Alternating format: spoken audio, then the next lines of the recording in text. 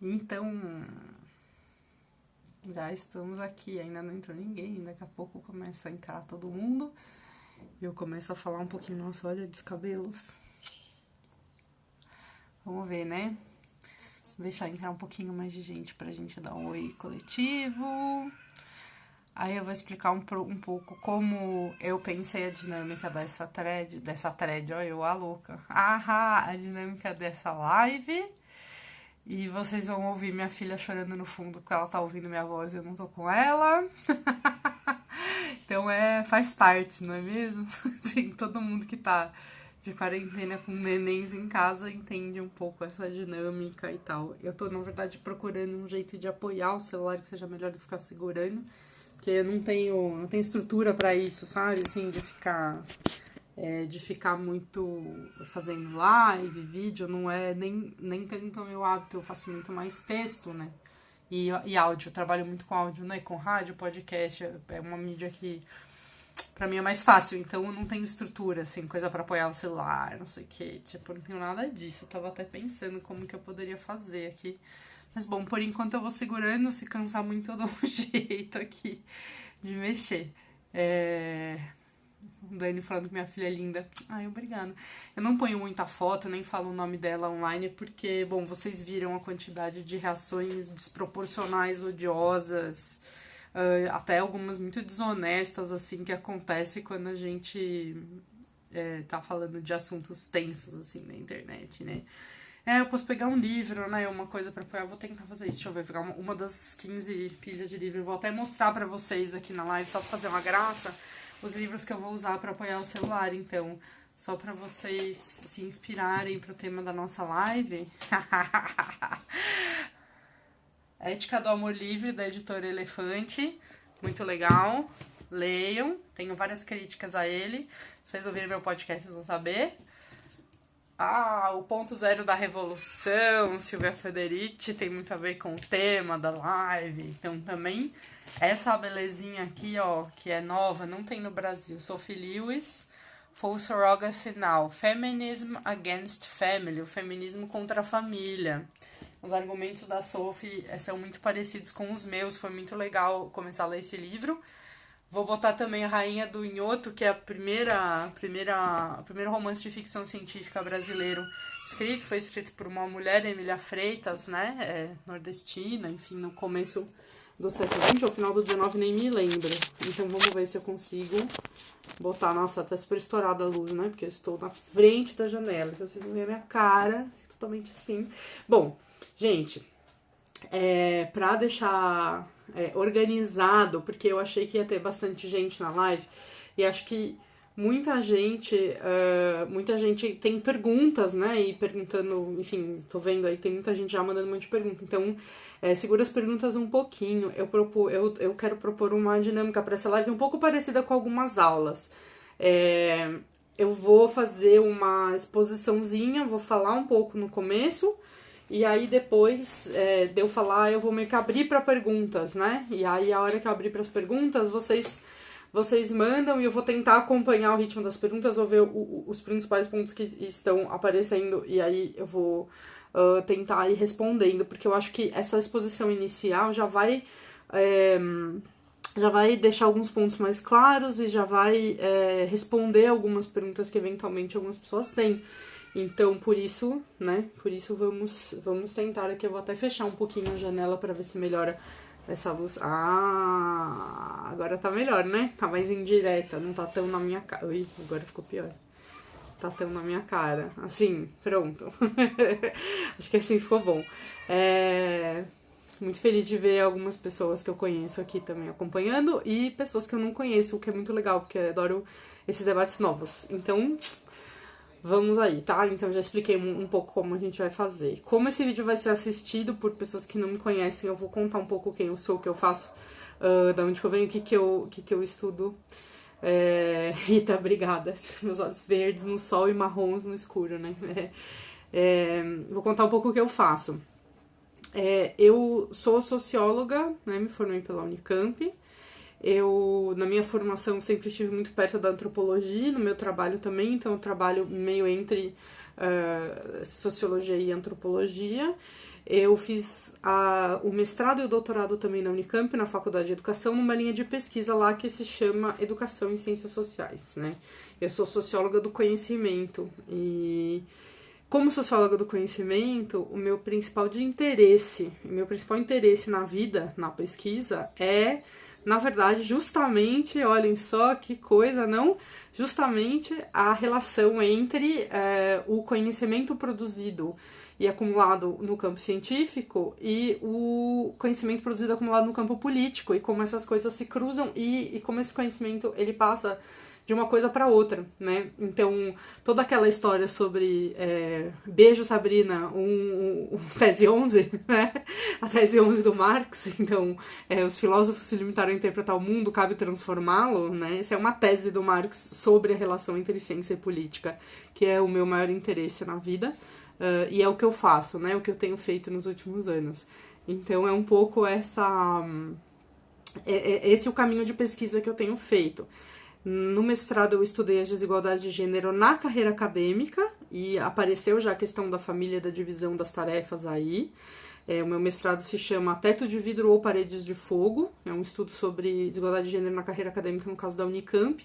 Está disponível no repositório da Unicamp, é só vocês digitarem no Google, tá? Sim, vai ficar salvo esse vídeo, gente, não se preocupem, tá? Tranquilo.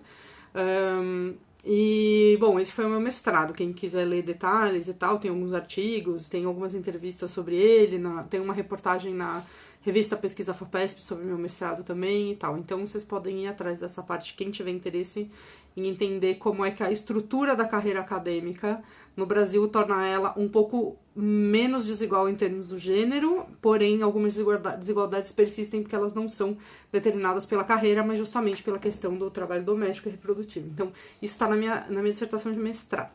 No doutorado, eu resolvi entender, na verdade, as, entre aspas, tretas feministas, né? Então, eu queria entender essa circulação de teoria e de construtos teóricos, né, e categorias de análise e interpretação do mundo entre a produção da teoria feminista, das pesquisadoras feministas e a luta política feminista, né, e como é que essas coisas se interferem e interagem.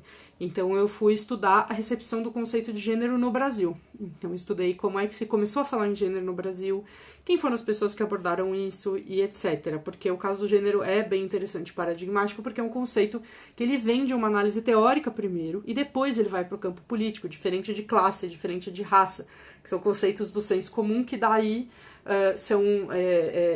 são politizados e são transportados para uma análise transportados para uma análise acadêmica, científica, né?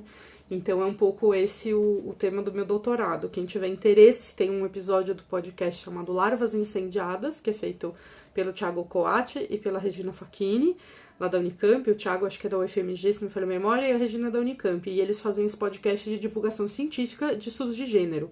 Tem um episódio lá sobre a minha tese de doutorado. Quem quiser escutar, Larvas Incendiadas, é só jogar meu nome e sobrenome, vocês encontram. Né? A minha tese foi escrita em inglês, pela necessidade de aplicar para pós-docs no exterior, porque eu sabia que não ia ter dinheiro para fazer pós-doc aqui no Brasil, muito provavelmente, num tempo curto. Então ia ser mais fácil já ter a tese em inglês, e tinha gente da banca de fora, então fiz isso.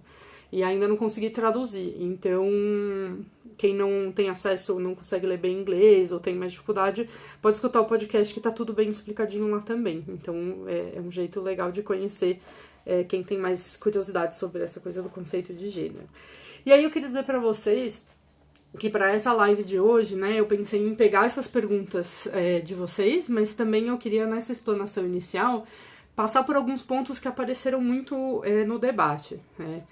E então eu vou fazer uma leitura, mais ou menos uma leitura comentada do próprio fio do Twitter, mas não ipsis litis, assim, não vou ficar só lendo, né? Vou, na verdade, pegar as principais ideias dali e as ideias que eu percebi que foram mais difíceis de entender e de interpretar sem um conhecimento especializado, tá? Então eu vou fazer esse movimento, assim, de voltar mesmo ao que eu escrevi de fato lá no Twitter.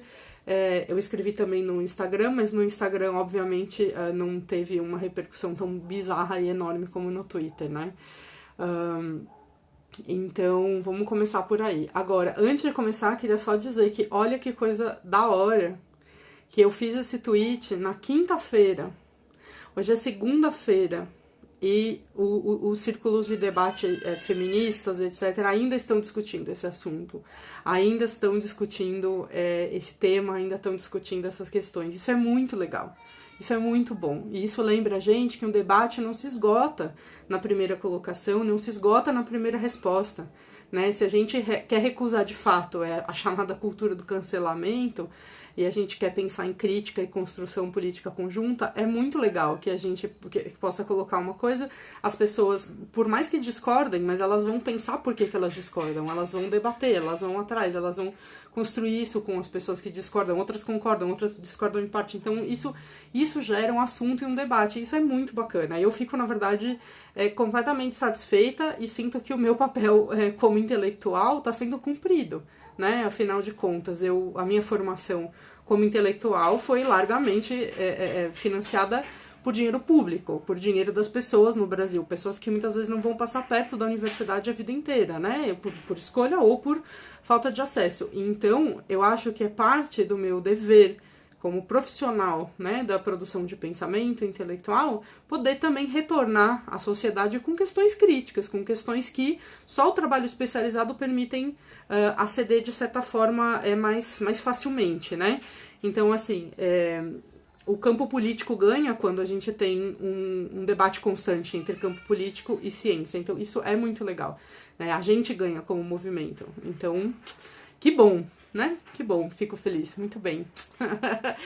Parabéns para todo mundo que está debatendo até agora. Acho que é muito legal e espero que a gente não pare e não encerre o debate, porque esse é um debate muito complexo, muito complexo, muito complexo. Mesmo dentro do saber especializado sobre isso, é bastante complexo. Para vocês terem uma ideia, eu estou dando um curso que se chama Desconstruindo a Família, no Instituto Gerard de Psicanálise, onde eu sou docente colaboradora hoje. Cara, nesse curso, ele é um curso introdutório de 8 aulas. Para chegar no debate da categoria mãe, a gente chega na 7ª aula. Tipo, mãe e pai é a 7ª e 8ª aula. Quer dizer, a gente precisa de 6 aulas introdutórias, discutindo outros conceitos e teorias, etc., para conseguir começar a lançar de maneira qualificada as principais questões sobre essa categoria mãe. Então, claro, é muito complexo. Não dá para um debate do Twitter esgotar. Então, vamos lá, eu vou pro fio, tá? Eu vou abrir aqui no meu computador o fio do Twitter e a gente vai, e vou meio que começar a ler com vocês, tá? Então, olha só, a primeira frase desse fio é: a categoria mãe, né, é a pior escolha possível. Parei aí a frase? Não parei, não é a pior escolha possível, né? A categoria mãe é a pior escolha possível se queremos abordar gravidez, parto, puerpério e amamentação por um viés feminista. Essa é a afirmação que eu tô fazendo ali e que eu tento lançar os principais motivos para essa afirmação depois na thread, né? Então, começa por aí. E aí entra a parte da linguagem do Twitter, né? Tipo ruinzona mesmo, conservadora, excludente, só atrapalha. Isso tem a ver com a linguagem da ferramenta também, né? E aí a frase que talvez tenha assustado mais gente, que é: a ideia de feminismo materno é horrível também por isso. Essa frase deve ter, sim, assustado uma galera, né? Então, só nessa primeira frase a gente tem 2 ideias importantes aí que não são facilmente entendidas se a gente não presta atenção na maneira como está escrito, ou se lê com pressa, ou enfim, né? Então, assim, a primeira é que, né, eu não estou dizendo que mãe é uma categoria ruim, necessariamente. Eu posso até achar que posso ter outra produção defendendo isso e tal, mas não é isso que eu tô dizendo nessa thread, e não é esse o assunto de interesse dessa thread. Ela não é uma thread sobre a categoria mãe. Ela é uma thread, um fio, sobre um certo uso da categoria mãe e suas implicações políticas. É isso que está em questão aqui, né? Então, eu tô dizendo, para algumas coisas, a categoria mãe é uma categoria ruim. Para algumas coisas na política, né, alguns usos que a gente faz são ruins, né? Essa é a primeira coisa que eu tô dizendo nesse primeiro tweet que abre a thread, né? O segundo é: feminismo materno é horrível, né? Feminismo materno é horrível. Eu acho uma um tiro no pé, acho uma ideia muito ruim pensar em feminismo materno. E é importante, e vou explicar por quê. E é importante a gente fazer desde saída, assim, ó, agora, né, quando a gente fala isso de feminismo materno, uma diferenciação que é a seguinte: a gente falar em feminismo materno não é a mesma coisa do que a gente pensar uma maternidade feminista, certo? Ou um olhar feminista sobre a maternidade. São coisas diferentes. E por quê? Quando a gente fala em feminismo materno, a gente está falando de um feminismo que usa como categoria central, enquanto sujeito político, mães. Já vou explicar por que isso é problemático, né? E quando a gente fala em um olhar feminista para a maternidade, né, ou uma maternidade feminista, a gente está falando o contrário. Pegar essa categoria mãe, pegar as experiências de maternidade, pegar as vivências de maternidade e fazer análises feministas sobre isso, né? De saída, a gente tem duas questões que acontecem aí. A primeira é que feminismo é um movimento político, né? E esse movimento político, ele tem alguma coesão política e epistemológica. Então, na maneira de entender as relações de poder na sociedade, o feminismo ele tem alguma coesão. É uma coisa. Agora, maternidade é um termo amplo, não é um conceito, não é uma categoria de análise, não é algo que tem, não existe um caldo comum, uma epistemologia materna, tipo, que a gente possa dizer que funciona para todas as mães, ou que não existe isso, né? Então, a gente falar em feminismo materno, como a gente fala em feminismo marxista, tipo, o marxismo é uma proposta epistemológica coesa de forma de análise, né? Materialismo histórico. Então, faz sentido a gente falar em feminismo marxista, a gente pensar o feminismo, o movimento político, todas essas coisas que tem em comum, mas por um viés do materialismo histórico. Isso faz sentido. Agora, a gente falar ou, por exemplo, o feminismo negro, né? Quando a gente pensa em todo o acúmulo, toda a produção das autoras negras sobre a questão racial, existe uma epistemologia comum, existe um projeto político comum. Agora, maternidade não é um projeto político comum, não é um movimento político em si, né? Então, é diferente a gente falar de um olhar feminista para a maternidade ou de uma maternidade feminista no sentido da experiência individual mesmo, né? Do tipo, eu sou mãe, eu tô aqui, eu quero ter um olhar feminista para o que eu tô fazendo ou para a criação dos meus filhos. Isso é diferente de falar em feminismo materno. Então, nesse sentido que eu digo, o feminismo materno é uma péssima ideia. E por que é uma péssima ideia? Né? Tem esse primeiro motivo que eu apontei, e tem o segundo motivo, que a gente vai, quem quiser entender melhor, tem que fazer um estudo um pouquinho mais aprofundado sobre o conceito de gênero para conseguir ler bem o que é o problema de gênero da Butler. Alguém aí nos comentários até mencionou a tradução que eu fiz da Ray Winconner, Gênero, uma perspectiva global. Quem não tem familiaridade com o texto acadêmico, esse é um livro excelente para começar a entender o que é gênero, o que é o conceito de gênero, para além de texto de internet e tal, porque ele é um livro fácil de ler, ele é um livro que mantém o rigor teórico. Então, ele é um livro que vocês podem confiar que, assim, ela faz uma análise que é rigorosamente científica das coisas, ela não tá, assim, brisando e tal, ela bota muita referência lá, então esse livro é bem legal para quem quer começar. Mas por que tem que entender isso, né? Porque existe uma disputa no feminismo, e no mundo todo, na verdade, a tese é sobre isso um pouco, e o meu pós-doc também. O nome do livro é Gênero, uma perspectiva global, tá? No Brasil está publicado pela editora Universos. E a tradução é minha. Se vocês forem no meu Lattes, vocês acham também na parte de tradução. E alguém colou aí no chat também.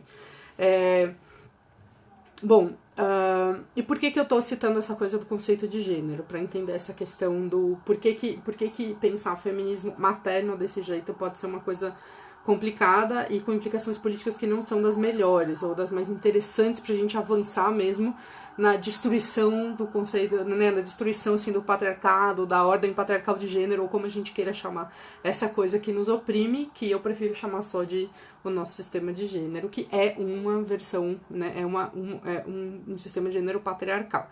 Bom, isso é só para entender esse conceito, mas por quê, né?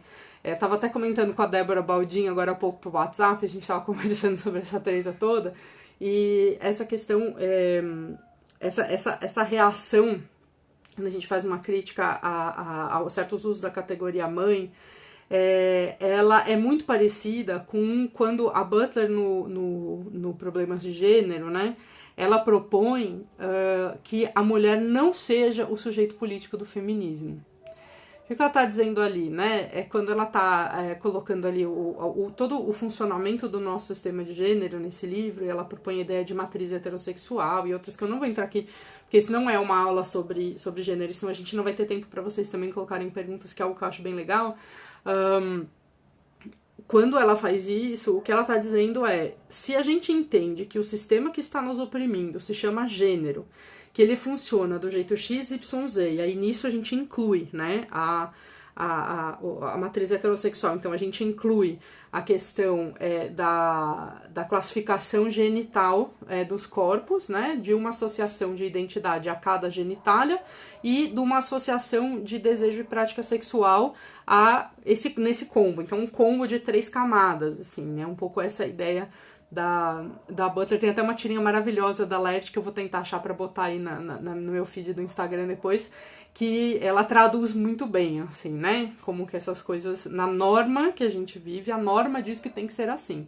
Mas a realidade não é a norma. E aí existem pessoas trans, existem pessoas não binárias, existem pessoas intersexo, existem lésbicas, existem bissexuais, existem gays, existem, né? Bom, existimos, então estamos aí. Então, esse que é o ponto. E a Butler diz, olha só, gente, se a gente entende que isso aqui funciona assim, e o objetivo do feminismo é acabar com esse tipo de opressão, que é a opressão de gênero, o sujeito político do feminismo não pode ser a mulher. A gente não pode fazer um feminismo mulherista, né? O feminismo, ele tem que ser contra a opressão de gênero, ele tem que ser contra um sistema que está nos oprimindo, né? Então, porque se a gente toma só a categoria mulher, a gente tá pegando um pedacinho desse sistema lá, né? E suplantando todo o resto. Então, isso é o que a Butler tá falando na abertura do livro. A abertura do Problemas de Gênero se chama A Mulher é o Sujeito Político do Feminismo? É a pergunta que ela lança, né? E que orienta todo o trabalho ali. Bom, então, quando eu tô fazendo essa crítica à categoria mãe, que é uma crítica que eu não tirei do nada da minha cabeça, né? É baseada em acúmulo também da teoria feminista, etc., nos últimos aproximadamente 100 anos, talvez um pouquinho mais, um pouquinho menos, é por isso, né? É nesse mesmo sentido, de que se a gente quer pensar, né, reprodução, se a gente quer pensar justiça reprodutiva, se a gente quer pensar divisão do trabalho, se a gente quer pensar divisão do trabalho reprodutivo biológico e reprodutivo social, no sentido das tarefas que permitem as pessoas continuarem vivas, né? Alimentar, vestir, né? Cuidar, etc. Que são essas tarefas associadas à mãe, normalmente, e dona de casa, e esposa, e outras categorias, né? Se a gente vai por aí, se a gente quer entender o sistema que faz com que isso seja desigual, a gente tem que entender que brigar por uma divisão de trabalho doméstico justa não é suficiente. É como se fosse um micropasso, né? A gente briga por uma divisão de trabalho doméstico mais justa. A gente briga para que as mulheres e outros grupos que são oprimidos não sejam oprimidos pelo trabalho doméstico. Mas até que ponto a gente resolve o problema se o nosso movimento político, enquanto movimento político, não consegue entender que a própria organização dessas categorias está causando esse problema. Então a gente tem que virar para o que está causando o problema. Mas eu vou, por enquanto, voltar aqui para a thread, porque isso foi só um preâmbulo para mais ou menos situar o que eu quero dizer quando eu estou falando que a ideia de feminismo materno, ela não vai muito pra frente politicamente, né? Inclusive a Cris, do Plantão Materno, ela me mandou um áudio muito fofo, assim, que é uma querida. Ela me mandou um áudio muito fofo, falando assim, eu acho que existe sim um feminismo materno, e que eu faço um feminismo materno e tal. E eu ia responder, ela nem consegui, tão louco que foi o fim de semana, mas o que eu ia responder era isso, Cris. Que é exatamente isso. Pra mim, o que ela faz ali quando ela propõe, enfim, as coisas dela, as análises dela ali, pra mim ela não tá fazendo um feminismo materno. Ela tá fazendo uma maternidade feminista. Ela tá propondo um olhar feminista pra maternidade. E essas são coisas diferentes. Então, é meio por aí que essa argumentação vai. Quando eu volto para a thread, né, para o fio lá do Twitter, nos outros tweets, né, o primeiro de todos a coisa mais óbvia é entender que essa é uma escolha cisnormativa e transfóbica. Que escolha? Falar mãe? Chamar sua mãe de mãe? Não estou falando disso, não falei disso e não é isso que está em questão em nenhum lugar que eu escrevi nada. Não estou falando que chamar sua mãe de mãe é transfóbico ou você se identificar como mãe é transfóbico. Inclusive, eu tenho uma filha e ela me chama de mãe e eu me chamo de mãe para ela hoje, né? Demorei um tempo para me entender como parte de uma relação mãe-filha, mas enfim, isso é outro papo aí.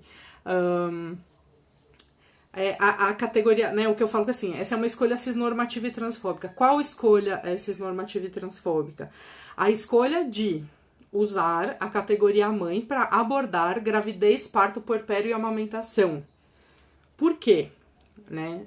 Por que essa é uma escolha cisnormativa e transfóbica? Quando a gente tem...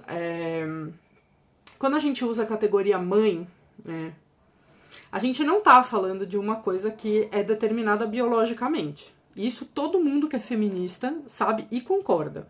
Todo feminismo materno, toda a luta, tipo, até as RAD, né, se elas bem leram Firestone, acho que talvez elas não tenham se dado esse trabalho, ou talvez, enfim, estejam deliberadamente esquecendo essa parte de uma das autoras que é referência das Radfem e que fala justamente contra a figura da mãe e da maternidade, mas tudo bem. Mas, desculpa, voltando aqui, né? A questão é que quando a gente está falando de processos que não são vividos só por mulheres cis, gestação, parto, puerpério, gravidez, né? Amamentação. A gente está falando de processos que podem ser vividos por pessoas trans, né? Homens trans, pessoas não binárias, e no caso da amamentação, inclusive homens cis e mulheres trans também, tá? Então, isso é importante.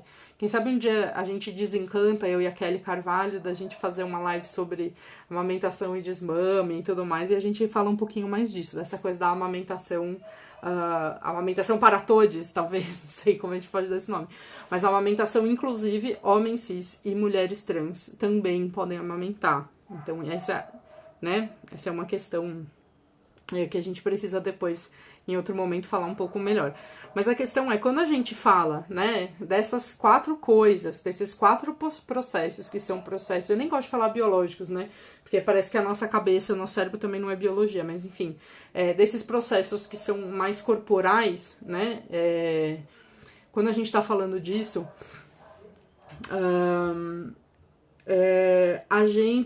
se a gente usa a categoria mãe, em vez de falar especificamente de cada um desses processos, a gente necessariamente está, primeiro, atribuindo um gênero específico a esses processos, que seria o gênero feminino ou mulher, e isso nem sempre é verdade, então nisso já é cisnormativo e transfóbico, né? Então, dessa maneira já não é tão legal assim. E daí que a implicação política fica mais complicada ainda, né? Como se só essa questão da transfobia e da cisnormatividade não fosse suficiente, que é quando a gente escolhe falar daí mãe, em vez de falar especificamente cada coisa dessas que a gente está querendo dizer nesses contextos políticos, né? Quando a gente escolhe falar dessa maneira, o que acontece? A gente abstrai o processo concreto que está acontecendo no corpo da pessoa e atribui, primeiro, um grande pacote em que normalmente, no senso comum, essas 4 coisas estão juntas. Então, a gente não permite o discernimento de cada uma delas analítico na política quando a gente faz isso. E além disso, né, a gente atribui a esses processos corporais uma série de expectativas, normas, valores, etc., que são sociais, que são culturais e que não são do processo corporal necessariamente e que estão ligados daí à experiência desses processos enquanto experiência generificada, né? Então, é esse que é o ponto principal do grande problema de quando a gente está falando, principalmente quem atende, né? Quem faz atendimento de gestação, de parto, de puerpério e de amamentação, quem faz esses atendimentos com as pessoas, né? E usa, em vez de, quando está querendo dizer gestante, usa mãe. Quando está querendo dizer lactante, usa mulher ou mãe.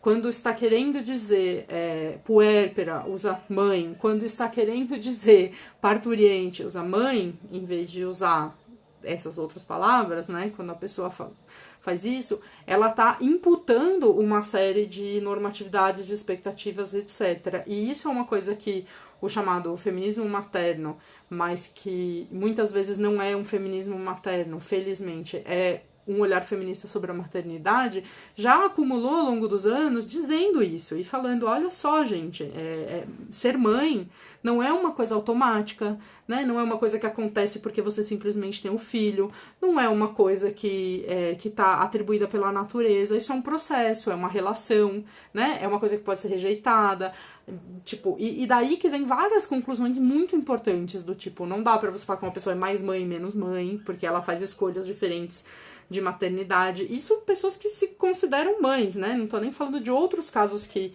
essa categoria não abarca na realidade, como, por exemplo, a questão das barrigas de aluguel, como a questão das adoções, como a questão das fertilizações in vitro com óvulo doado, como a questão de, tipo, centenas e centenas de experiências aí que são bem importantes de serem levadas em conta. Então, quando a gente usa a categoria de mãe como análise política para processos de gestação, parto, puerpério e amamentação, em vez de fazer a separação dessas coisas, a gente, sem querer, mesmo que seja sem querer, a gente acaba reforçando essa atribuição dessas coisas como um pacote e essas coisas não abarcam a realidade, sabe? Então, assim, é disso que a thread está falando e que eu tô falando, né? Então, só olhando o horário aqui para também não ficar falando muito tempo e permitir também as perguntas de vocês, porque eu sei que ainda falta uma série de dúvidas que vocês provavelmente têm, né? Eu não tô conseguindo, ler todos os comentários na medida que vocês vão falando, porque eu tô, pensando enquanto eu falo, então é meio complicado. Mas na hora que eu abrir para perguntas, daqui a pouquinho, vocês vão poder mandar, eu vou ficar lendo e vendo e tentando responder. Então aí eu falo na thread, né? Daí eu sigo falando, só isso já deveria ser suficiente, só isso é a questão da cisnormatividade, né? Já deveria ser suficiente para essa categoria ser rejeitada. Rejeitada nesse contexto, né, gente? Não tipo, não vou falar mãe nunca mais. Nunca falei isso, não tá escrito em lugar nenhum. Tipo, desafio alguém a achar um lugar em que eu falei, que as pessoas pararem de falar a palavra mãe. Ai, Kelly tá me assistindo, que linda, beijo. Amor da vida. E aí eu falo dessa coisa que a gente tem na língua portuguesa, palavras que já podem ser usadas pra gente separar analiticamente essas coisas, né? Enquanto a gente tá falando. Então, quando a gente se comunica para pensar o efeito político do que a gente diz, é importante a gente pensar, o que é que eu quero dizer? E nesse contexto aqui que eu tô falando, né? Eu tô falando de maternidade ou eu tô falando de gestação? Eu tô falando de maternidade ou tô falando de parto? Estou falando de maternidade ou estou falando de puerpério? Estou falando de maternidade ou estou falando de amamentação? Então, essa é uma autorreflexão que a gente tem que pensar no que a gente tá falando, sabe? Então, acho que é muito importante. E quem trabalha com atendimento, o triplo, o quádruplo, sabe? Então tem que acontecer, tem que ser uma reflexão constante. Inclusive, essa thread nasceu do meu incômodo e da minha indignação com uma situação real da minha vida, que eu tenho uma grande amiga, amor da vida, que é a Amanda Palha, algumas pessoas conhecem ela aqui também da internet, e a Amanda tá para ter um nenê junto com seu companheiro Apolo, que tá grávido. E assim, a gente compartilha muito desde o momento em que eles fizeram o teste e deu positivo, né? Eu sou madrinha da bebê deles. E assim, desde o momento que deu positivo, eu acompanho junto com eles a vivência, essa angústia constante dos atendimentos e tal, que é uma parte de falta de formação e é uma parte de falta de reflexão constante, porque é diferente, né? Às vezes a gente entende uma coisa na teoria, você faz uma aula, a pessoa explica e fala, nossa, eu entendi isso. Mas daí para você conseguir no seu atendimento e na concretude do teu cotidiano, né, não escorregar, e entender mesmo o que você tá falando, é um exercício, é uma coisa que você precisa praticar mesmo. É como se fosse um músculo que você talvez não tenha usado muito, mas você precisa, naquele momento, ativar esse músculo e usar pra caramba. Então, é um processo também, né? As pessoas também... Só que é um processo que depende da boa vontade da pessoa querer também ter esse olhar e essa autorreflexão. Isso é muito importante, tá? Muito, muito importante. Então, bom, eu vou pular uma parte da thread aí, porque senão a gente não vai acabar nunca se for cada ponto, eu já falei algumas coisas bem gerais, né? E aí eu falo dessa questão dos processos, de como esses processos não andam sempre juntos, né? Esses 4 processos, né? A gestação, o parto, o puerpério e a amamentação. Então, eu falo, quando a gente fala mãe e abstrai, e a gente sem querer acaba tratando isso como um pacote, a gente exclui quem gesta, mas não pare, porque perdeu a gestação. A gente exclui quem gesta e pare, mas não amamenta. A gente exclui quem amamenta, mas não gestou nem pariu. A gente exclui quem gesta, pare e talvez também amamente, mas não é a mãe da criança. Não se coloca nessa relação de mãe, porque por 1000 motivos que podem acontecer. Exclui todas as mães que não amamentaram, nem pariram, nem engravidaram. Então esse é um termo problemático por isso, porque ele junta automaticamente um monte de coisas, esses 4 processos e mais um monte de coisas sociais, e não ajuda a gente a enxergar o fenômeno que de fato está acontecendo ali. Como que esse fenômeno cultural, social, político, histórico, né, que a gente está dando conta ali, seja ele parto ou qualquer outra coisa, como isso de fato acontece, né? A gente não consegue, com categorias que não tem algum rigor, interpretar a realidade social de maneira robusta o suficiente para produzir políticas que ataquem de fato o problema. E essa é a questão que eu estou chamando a atenção aqui. Então, bom, e aí, tudo isso que eu falei aqui está escrito na thread, está escrito no fio. Só que, bom, o primeiro tweet do fio teve cerca de 285 mil visualizações. Das pessoas que realmente abriram a thread foram só 60 mil, mas é tipo uma proporção muito menor, né? Então é óbvio que há uma comunicação distorcida aí também pela própria ferramenta, e tudo bem, faz parte, né? O acúmulo do debate coletivo ele se faz também ao longo do tempo, então que bom que a gente está aí há 4 dias discutindo isso, que eu tô aqui fazendo essa live, que vocês estão ouvindo, que vai ficar gravado, que bom tudo isso, porque a gente pode seguir acumulando nesse debate juntas, é muito legal. E aí a questão que eu tô dizendo, por fim, na thread é basicamente isso que eu acabei de colocar aqui, né? É um feminismo pela metade, se a gente não abolir o discurso e as formas de análise que causam a exclusão em primeiro lugar, né? Então é isso, a maneira de usar as categorias e tal, tudo isso precisa ser muito pensado. E nada disso é super, super novo, né? Eu tô trazendo a elaboração de uma coisa que é acúmulo mesmo, né? Que tem críticas já a casamento, maternidade, etc. há muito tempo. Eu queria abordar um outro tema só antes de abrir aí para vocês, que essa discussão, ela permite a gente a pensar uma coisa que é muito importante da gente ser pensada, inclusive e sobretudo, se a gente entende que a categoria mãe, ela é uma categoria muito importante individualmente e politicamente para muitas pessoas, mesmo que a gente recuse esse uso dela que eu tô falando, a gente pode entender que ela tem uma questão de identificação e de identidade e uma questão de direitos que está associada e que é fundamental, e que em nenhum momento eu tô dizendo que não tem e que não é para ter ali, né, na thread e em nenhum lugar. Então é muito importante saber entender essas coisas. E essa discussão toda permite a gente pensar, então tudo bem, então vamos pensar nessa categoria, né, o que é uma mãe? Eu não vou entrar muito profundamente nisso aqui, porque entrar muito profundamente nisso significaria dar uma aula só sobre isso, sobre a categoria mãe. Como eu falei para vocês, mesmo no meu curso, essa aula sobre a categoria mãe, ela é uma aula depois de várias aulas introdutórias, não dá pra gente fazer uma super abordagem, mas só pra lançar as bases do debate, de como esse debate pode continuar, quem tiver interesse, pra gente pensar junto, né? Então, assim, o que é uma mãe? O que eu anotei aqui pra mim foi um olhar feminista sobre essa categoria, né, e sobre a maternidade, nos informa que nenhuma das experiências biológicas é suficiente em si mesma para estabelecer a relação de maternidade. Até aí, né, todas as feministas que já pensaram sobre isso, eu acho que concordam. essas experiências são múltiplas e nenhuma delas também é imprescindível. Ou seja, é possível ser mãe sem ter tido nenhuma dessas experiências biológicas, né? Corporais, como eu falei lá no começo. Então, o que é que define quem é mãe, quem não é mãe? O que é uma mãe?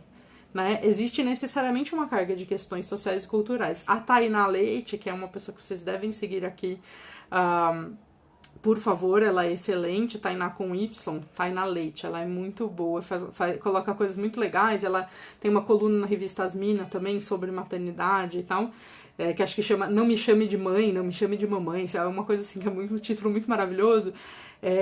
A gente estava conversando, ela não pôde estar ao vivo aqui na live para colocar essa pergunta, e eu vou, por isso que eu tô jogando aqui direto, e que ela traz uma coisa que é um dos debates fundamentais aí sobre a categoria mãe, que é o fato de que, em muitos casos, especialmente para as feministas negras e para a população negra, as mulheres negras, né, essa questão de ser a mãe e do lugar da mãe é um dos poucos lugares de legitimidade que às vezes podem ser acedidos, né, que podem ser acessíveis, e nem é sempre.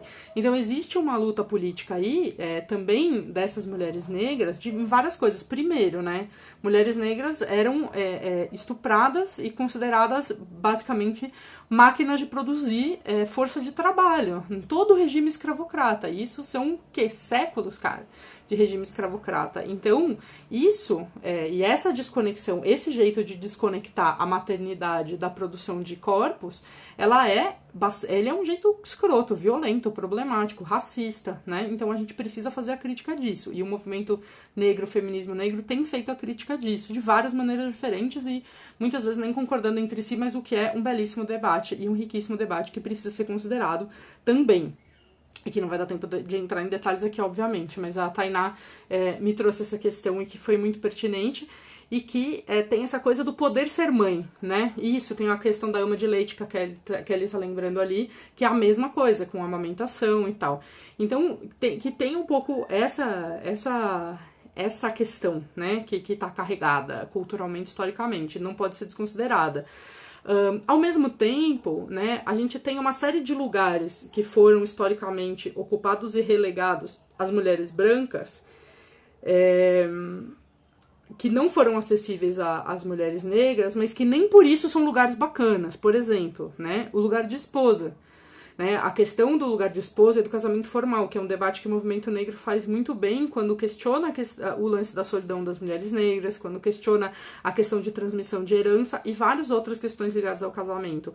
Isso é muito essencial. E aí, a questão é, enquanto movimento político, né, a gente precisa brigar, né, e aí a questão do movimento LGBT aparece também, a gente precisa brigar para que as pessoas que não têm acesso a, por exemplo, ser esposa ou ser mãe, para desfrutarem de certos direitos por serem consideradas esposas ou mães, tenham acesso a isso. Porém, a gente parar por aí é que é o problema, que é daí a gente deixar de fazer a crítica de puta merda, por que para ter acesso a certos direitos as pessoas precisam ser esposa ou ser mãe? Por que não simplesmente por ela existir e ser uma mulher ou, enfim, uma pessoa trans, etc. Então a questão é fazer essa crítica que vai além, é a gente não parar e entender que uma coisa não exclui a outra, né? Entender que a gente saber que, por exemplo, o casamento entre pessoas que são do mesmo gênero, né? Entre mulheres ou entre homens ou entre, enfim, quem for, mas casamento, o chamado casamento LGBT, mas aqui esse nome é bem ruim, né? Mas enfim, o casamento igualitário, né? Que o casamento igualitário seja acessível agora não é uma pauta pouco importante, é muito, porque disso depende direito de herança, plano de saúde, quem vai cuidar do seu corpo quando você morrer. Tem a gestão da política da morte, que é uma coisa que é muito importante também de entrar aí. A política da vida no nascimento e a política da morte também. E a família e os conceitos que estão em volta disso vão atuar diretamente nessa hora. E isso é importante no concreto, porque as pessoas não vão esperar, né, para resolver esse problema no futuro revolucionário para elas morrerem ou terem que lidar com um plano de saúde. Então, isso precisa ser resolvido. Então, precisa sim ter o casamento igualitário. Agora, a gente achar que o casamento igualitário é a solução, né, dos problemas LGBT, em vez de pensar que justamente a gente pode criticar a instituição do casamento, repensar essa ideia de família, entender o quanto isso na verdade é uma prisão e etc, e quanto é um absurdo o fato de que você tenha que ser casado com alguém para ter um direito à saúde, para ter um plano de saúde, para ter acesso a decisões para quando essa pessoa que passou a vida com você morre e tudo mais. Isso é uma coisa bizarra, né? Então a gente precisa pensar o jogo entre essas coisas também. Então essa é um pouco a minha crítica no fim das contas, né? Por que esses direitos básicos e ser tratado como um ser humano, né, precisa ser associado com o lugar de mãe ou com o lugar de esposa? Por que a gente não consegue ir além nessa crítica? E aí é isso, a gente tem apenas 15 minutos de live, porque o Instagram ele corta totalmente, então eu não consegui ler nada que vocês falaram, então quem tiver alguma dúvida, que assim, algo que eu não respondi, algo que eu não comentei, que é muito importante, etc., por favor, coloca aí, eu vou ficar olhando aqui lindamente, esperando vocês colocarem perguntas, se tem algo que eu não expliquei, se tem algo que tá obscuro, se tem algo que vocês não entenderam, se tem algo, etc, etc. Muitas coisas dessas para aprofundar nesse curso que eu dou, que chama Desconstruindo a Família. Eu vou abrir uma turma no segundo semestre, eu tenho 2 turmas agora, e vou abrir uma turma no segundo semestre, para quem quiser se aprofundar um pouco, entender como seguir esse estudo aí. E possivelmente vamos abrir um curso voltado para quem atende gestação, parto, puerpério e amamentação, especificamente para uma espécie de supervisão coletiva / grupo de estudos / enfim, né, enfim, tudo isso, né. Vamos lá, tô vendo aqui. Se desfazer da hierarquia dos papéis de gênero contribui para o debate sobre a categoria mãe? Olha, eu não sei se contribui para o debate, mas é a mesma coisa, né? A gente não consegue abolir a hierarquia dos papéis de gênero sem fazer uma crítica no debate sobre a categoria mãe e vice-versa. Essas coisas, elas estão juntas, é tudo um sistema, né? O que é uma categoria? Quando eu falo categoria aqui, eu tô falando de categoria de análise, ou seja, né, uma ideia que a gente utiliza como eixo para interpretar a realidade, né? Então, quando você olha um fenômeno social, esse fenômeno social ele não tá dizendo para você necessariamente como interpretá-lo, ele tá lá acontecendo. Oi, gente, eu acho que minha filha tá desconectando a internet lá na sala. Ela tá em protesto porque eu tô falando contra a mãe aqui.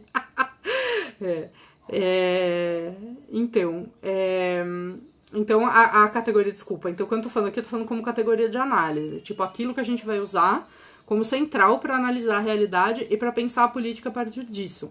Então, nesse sentido que eu tô falando aqui, do uso de mãe como categoria de análise e de produção de política nesse sentido. Agora, a gente pode ter um debate filosófico enorme sobre a diferença entre conceito, categoria, sistema, etc. que não vai caber aqui. Angústia vivida pelos meus amigos para entender melhor como aplicar no dia a dia. Clarissa, eu vou pensar um curso especificamente sobre isso para quem atende. Né, gestação, parto, puerpério e amamentação, mas em grande medida essa angústia ela tem muito a ver com o fato de ser um homem trans e todos os lugares que ele vai procurar e ser atendido ou ter informação sobre parto humanizado, atendimento humanizado, etc. A mensagem que está sendo passada é sempre voltada para mães, nunca é voltada para gestantes ou para pais e mães, ou para sempre esse foco na mãe. O que mesmo para a pessoa cis já é problemático em termos de feminismo, se a gente pensar que existe todo um trabalho de apoio ao trabalho reprodutivo, que muitas vezes que é assunto, digamos, num casal hétero, é assunto dos homens, né? Ou num casal homem e mulher, mesmo que não sejam héteros. É assunto dos homens também esse cuidado. Então, a gravidez, a gestação, o puerpério, o parto, quando a gente faz uma mensagem que é sempre voltada para mulheres ou mães, a gente também tá excluindo daí o trabalho que precisa ser feito de entender que esse é um problema da sociedade inteira. Esse é um assunto de interesse da sociedade inteira. Porque todo mundo nasceu um dia. Ponto. Né? Então, assim, precisa ser pensado sim, né? Curso, alguguém falando pra fazer meu curso, a Yasmin, que é minha aluna. Vamos lá. Quando você disse que mãe não pode ser o sujeito político do feminismo, o que significa ser o sujeito político? O feminismo deveria ter múltiplos sujeitos políticos? Na minha opinião, sim, o feminismo tem muitos sujeitos políticos. E essa é a única possibilidade para ter um feminismo realmente combativo, mais revolucionário e menos reformista, seria justamente isso, entender que o feminismo tem múltiplos sujeitos políticos e precisa ter múltiplos sujeitos políticos, né? Na verdade, eu falei de mulher não pode ser o sujeito político do feminismo. Quem fala isso é a Butler, né? A Butler no Problemas de Gênero, que coloca uma reflexão legal sobre isso, assim. Então é bacana ler e entender o que ela está propondo ali. Esse debate ser visto como menor ou secundário, eu não sei qual debate, porque eu tô lendo atrasado os comentários, gente, então desculpa. Excluir por lei a categoria mãe silencia as mulheres politicamente? Então, não sei se tem como excluir por lei uma categoria, né, gente? Não existe isso. Você não baixa um decreto e as pessoas mudam a forma de falar amanhã. Tipo, não existe isso. É uma luta. Isso é uma luta social, né? Mas no caso aqui eu nem estou falando de, tipo, não existir categoria mãe, sabe? Tô falando de outra coisa, como eu expliquei, enfim, até agora, né? Compreendo a necessidade de ser radical no discurso, mas de alguma maneira o modo como se aborda o tema não acaba sendo contraproducente? Não sei, eu acho muito producente, Débora, que a gente esteja 4 dias debatendo, que as pessoas estejam pensando, fazendo sentido, ou pelo menos com uma dúvida, falando, epa, peraí, tem alguma coisa aqui que eu tô perdendo? Será que a gente tem que repensar isso ou não? Eu já acho que isso em si só é muito producente, né? Eu não acho que todo mundo tem que ter um diploma para conseguir debater política, não. Eu acho que existe, como eu falei no começo, existe um trânsito entre o que é produzido no campo científico e aquilo que é acúmulo do campo político. Existe um trânsito mútuo entre essas duas coisas que é muito legal e que é muito bacana. Então, eu acho que isso é importante. E por isso que a gente faz. Então, assim, você pode ter lido o fio e não ter entendido imediatamente, ou não ter se aprofundado, né? Mas aí eu tô aqui numa live explicando, mas aí tem o meu Instagram, meus canais que eu tô aí sempre falando. Aí tem livros como o da Sophie Lewis, o da Silvia Federici.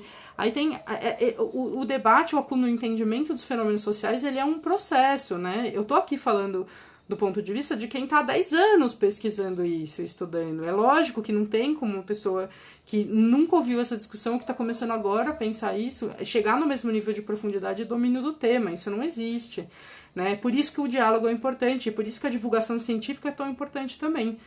E por isso que a gente tem que pensar, enquanto feminista também, que existe uma parte de formação política que é importante, que é ler textos, etc., sem ter a pretensão de se tornar um acadêmico que vai produzir teoria sobre aquilo, necessariamente, falar por dentro da academia e tal, mas que vai ajudar na política, vai ajudar a gente a pensar a política mais eficaz, né? Na minha opinião, o papel do intelectual é esse. Se o intelectual ele não é capaz de pegar aquele conhecimento aprofundado e propor perguntas para o campo político, né? Perguntas que façam o campo político se mover e que façam o campo político e os movimentos sociais, os movimentos políticos terem uma atuação de maior qualidade, de reflexão e tudo mais, então esse intelectual não serve para muita coisa. Essa é a minha questão. O trabalho produzido, né, pela intelectualidade, ele precisa ser um trabalho que move, né? Que move a luta. Eu acho que é isso, assim, tentando responder a Débora, né? As pessoas que têm feito a crítica têm dito muito sobre por que escolher a categoria mãe e não a categoria pai, por que tirar isso também da mulher. Mas tem que excluir, nesse sentido de categoria de análise, tem que também excluir a categoria pai, porque mãe e pai não são categorias rigorosas de análise da realidade, eles são categorias que existem no senso comum, são categorias emocionais, afetivas, são formas de parentesco, são um jeito de estar em algumas relações humanas, né? Então é importante isso. É importante entender. Só que o quê? Essa thread é sobre a categoria mãe, porque eu estou dentro do feminismo e eu não vi até agora ninguém propondo um feminismo paterno, entendeu? Então eu tô fazendo a crítica que eu entendo que precisa ser feita nesse momento, no diálogo do movimento que eu me proponho a construir, que é o movimento feminista, né?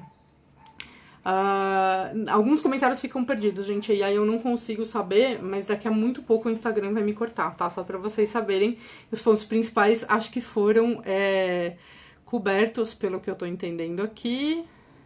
Todo mundo aqui falando, isso, obrigada, deixa eu ver.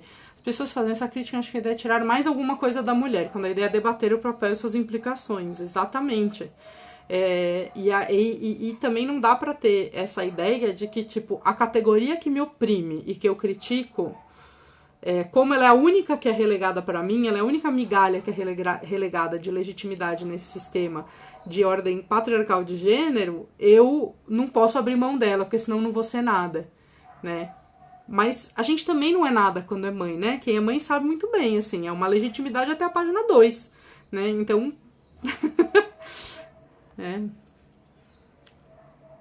E vamos lá, problemas das categorias são desdobramentos das categorias de parentesco, Pedro? Sim, tem a ver com o sistema de parentesco, mas esta é outra aula que eu não vou dar aqui pelo Instagram. Mas realmente, tô dizendo aqui para vocês, esse curso que eu chamo de Desconstruindo a Família é um curso de introdução teórica a essas questões todas de família, mãe, pai, paternidade e tudo mais. Então, esse curso eu vou abrir turma agora no segundo semestre, provavelmente para agosto. Acompanhe aí nas minhas redes, porque eu não sei exatamente como vai ser. E também vou abrir um curso mais específico para quem trabalha com atendimento. Foi uma ideia que surgiu justamente a partir desses posts, dessa celeuma toda nesses últimos 4 dias, tá?